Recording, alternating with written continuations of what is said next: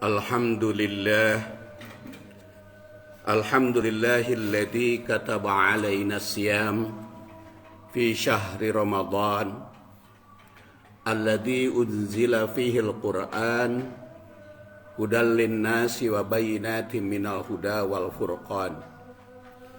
Asyhadu an la ilaha illallah wahdahu la syarika lah wa asyhadu anna Muhammadan abduhu wa rasuluh alladzi la nabiyya ba'dah alladzi arsalahu ila akhir zaman.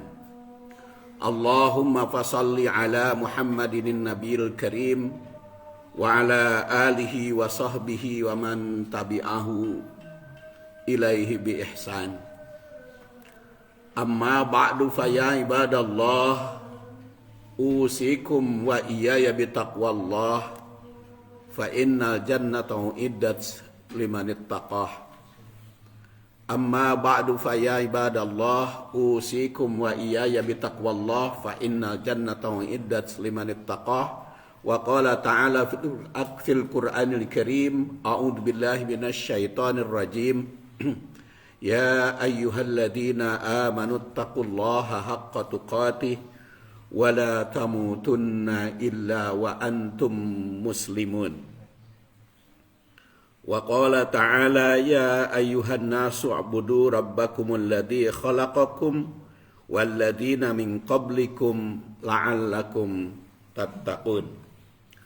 Sidang Jumat rahimakumullah, salah satu langkah dalam memahami atau tadabbur Al-Quran adalah tanasubul ayat atau hubungan antara ayat yang satu dengan ayat yang lain. Tanasub itu bisa menggunakan pendekatan antara ayat dengan ayat sebelumnya, bisa dengan menggunakan melihat kalimat awal seperti ya ayyuhalladzina amanu, bisa juga menggunakan kalimat yang senada perintahnya seperti kutiba alaikum. Itu banyak ayat yang menggunakan kutiba alaikum, antara lain 4 ayat. Bisa juga dengan melihat pengunci ayat. Kita lihat sekarang tanasub ayat surat Al-Baqarah 183 tentang saum dikaitkan dengan ayat yang ujungnya sama. Ternyata kalau kita perhatikan di dalam Al-Quran ada 5 ayat yang menggunakan kalimat la'allakum tattaqun.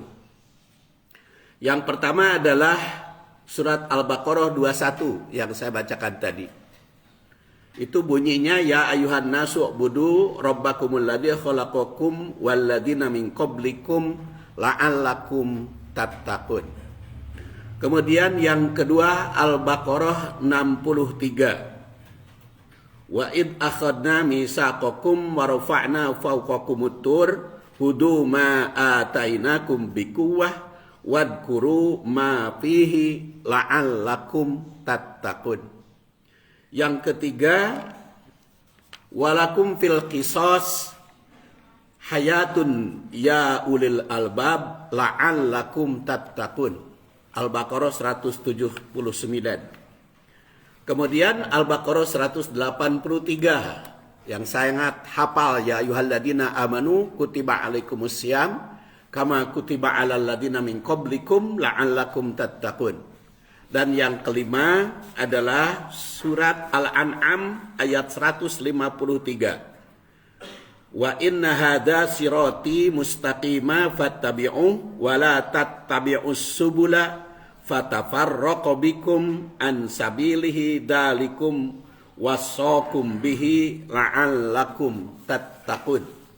Jadi 5 ayat yang penguncinya sama, la'allakum tattaqun. Coba kita telusuri keterkaitannya apa.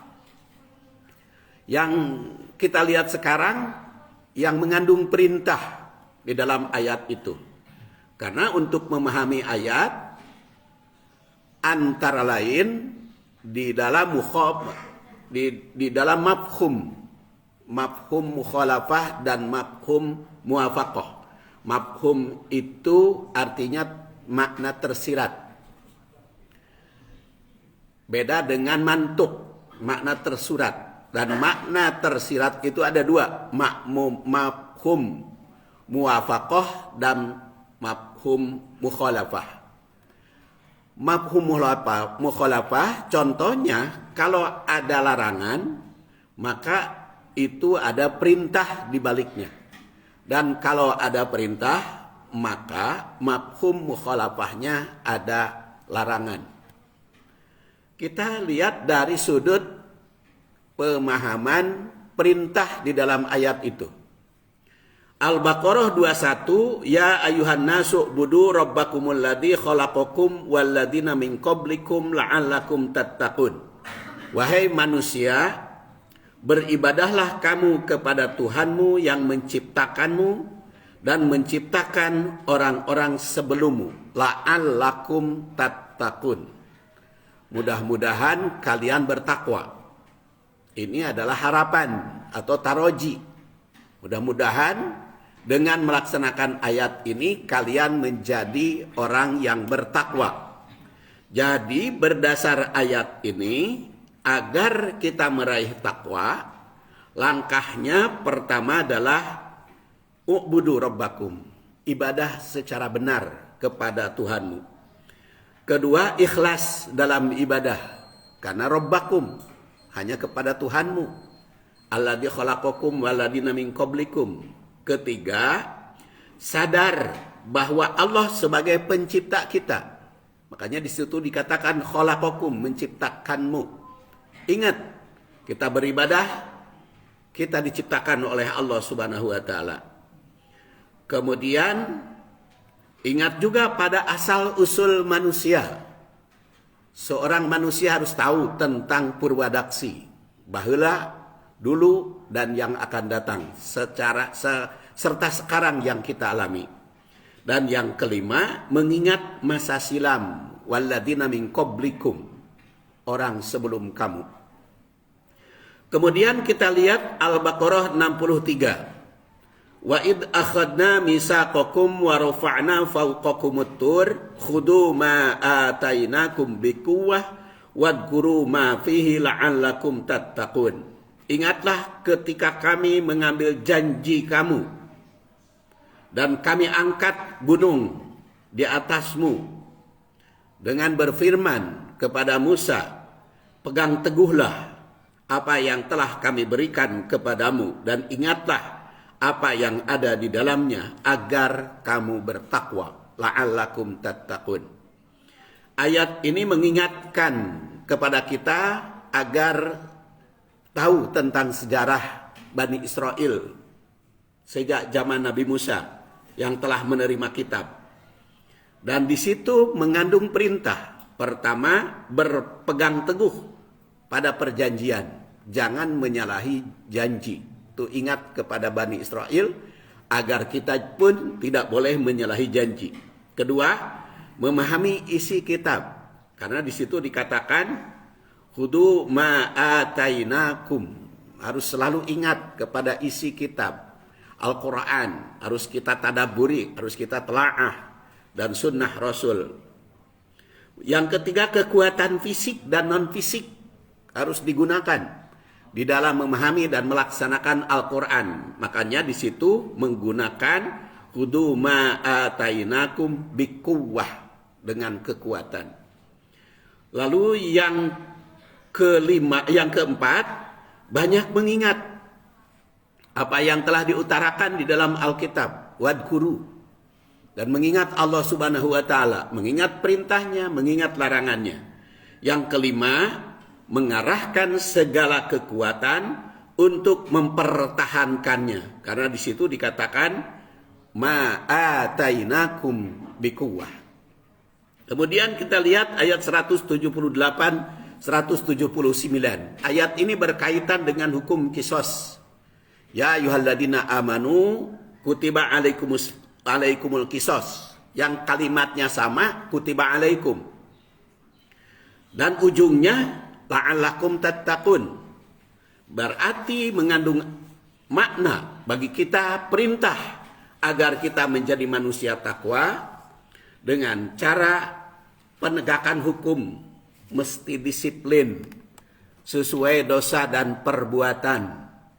Yang kedua, hukuman sesuai dengan dosa yang diperbuat. Kalau tadi penegakannya, kedua sesuai dengan yang diperbuat.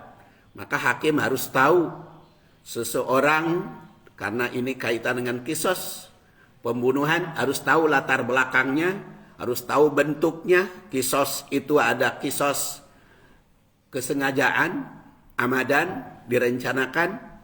Ada kisos khot'an, tidak disengaja.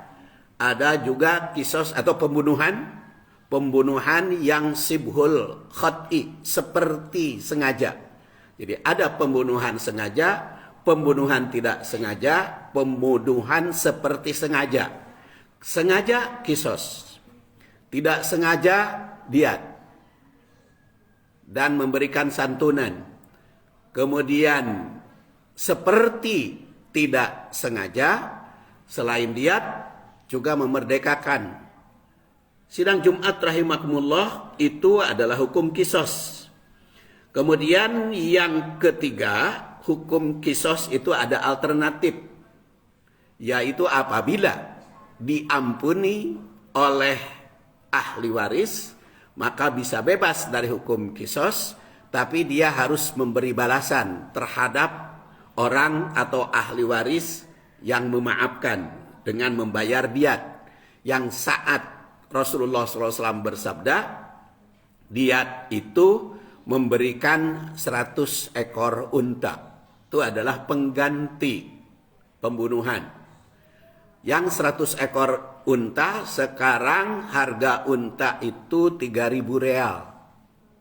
Jadi 100 ekor 300.000 real. 1 real 4.000, berarti sekitar 1,2 miliar. Itu adalah keharusan yang membunuh memberikan santunan terhadap keluarga yang terbunuh. Kalau tidak mampu harus dimusyawarahkan. Kemudian bukan hanya santunan, tapi juga memberi balasan atau ganti rugi. Kelima, mengharapkan rahmat Allah. Yang keenam, tidak boleh berlebihan dalam menghukum. Harus seimbang, harus setimpal. Dan yang ketujuh, harus takut kepada Allah Subhanahu wa ta'ala. Ghafarullah li walakum walhamdulillahirabbil alamin.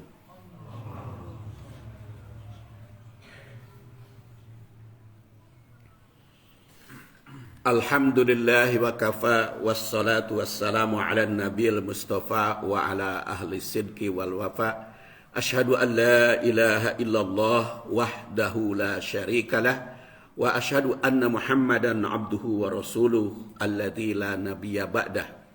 Qala ta'ala fil Qur'anil Karim, a'udzu billahi minasy syaithanir rajim, ya ayyuhalladzina amanu taqullaha haqqa tuqatih wa la tamutunna illa wa antum muslimun. Wa qala ta'ala, ya ayyuhalladzina amanu kutiba alaikumus syiyam kama kutiba alal ladzina min qablikum la'allakum tattaqun. Sidang Jumat rahimakumullah, ada 2 ayat lagi yang belum saya bahas. Yang kalau kita perhatikan ayat tentang kisos tadi, ternyata di dalam hukum kisos itu hayatun, ya ulil albab, sumber kehidupan. Jadi penyelamatan hidup hukum kisos itu.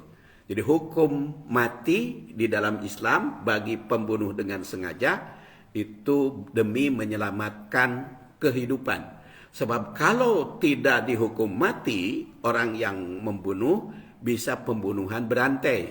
Maka dengan hukum mati melalui proses pengadilan, semua keluarga merasa adil atau merasa terpenuhi. Maka berhenti pembunuhan itu hanya dari pelaku tersebut. Oleh karena itu dipahami agar kisos itu hayatun, ya ulil albab. Tapi ditegaskan di situ la'allakum tattaqun. Harus menuju agar menjadi manusia yang takwa. Kemudian yang keempat, ya ayyuhalladzina amanu kutiba alaikumusiyam kama kutiba alal ladzina min qablikum la'allakum tattaqun. Ayat ini mengandung perintah saum. Berarti agar kita menjadi manusia takwa berdasar surat Al-Baqarah 183, ya ayyuhalladzina amanu, berusaha sekuat tenaga kita untuk meningkatkan iman. Kedua, lakukan ibadah saum dengan penuh tanggung jawab yang sangat rahasia. Ikhlas kepada Allah Subhanahu wa taala dan semata-mata mencari ridha Allah. Karena di situ dikatakan kutiba alaikum. Yang ketiga adalah kama kutiba alal ladzina min qablikum. Pandai-pandai mengkaji sejarah untuk mengingat masa silam, mengkaji masa kini, menggapai masa depan yang cemerlang. Yang kelima, surat Al-An'am 183 juga dikunci la'allakum tattaqun. Diawali inna hada sirati mustaqima. Sungguhnya ini adalah jalanku yang lurus. Fattabi'uh, maka ikuti. Wala tattabi'us subula, jangan mengikuti jalan yang banyak. Fatafarraqu bikum, akan berpecah belah. Ansabilihi, dari jalannya, dalikum wasaqum bihi la'allakum tattaqun. Berdasar ayat ini, langkah pertama mengikuti jalan al-Islam secara konsekuen, hada sirati. Kedua, menghindari banyak jalan. Jalan itu banyak, tapi jangan diikuti yang banyak. Ikutilah yang satu, yaitu al-Islam. Ketiga, menghindari perpecahan karena fatafarraqu bikum, harus menjalin kesatuan, dan semuanya itu wasaqum bihi, Allah wasiatkan kepada kalian la'allakum tattaqun, mudah-mudahan kalian bertakwa. Dengan demikian, agar kita menjadi manusia takwa, mesti kita tempuh langkah-langkah yang tersirat pada 5 ayat tersebut. Rabbana hablana min azwajina wa dzurriyyatina qurrata a'yun waj'alna lil muttaqina imama. Rabbana atina fid dunya hasanah wa fil akhirati hasanah wa qina adzabannar. Subhana rabbika rabbil izzati amma yasifun. Wassalamun alal mursalin walhamdulillahi rabbil alamin.